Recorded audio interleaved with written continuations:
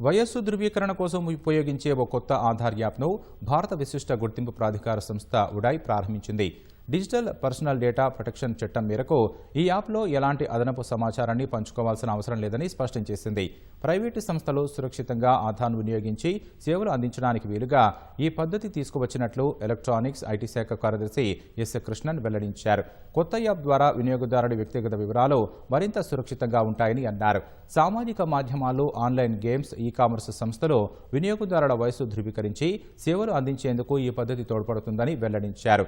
చిన్నారులకు నిషేధిత కంటెంట్ను దూరంగా ఉంచేందుకు ఆన్లైన్ సంస్థలకు ఇది సహాయపడుతుందన్నారు. హోటళ్లు, సినిమా హాళ్లు, ప్రభుత్వ కార్యాలయాల్లో కూడా వినియోగదారుల వయసు ధృవీకరణకు ఉపయుక్తంగా ఉంటుందన్నారు.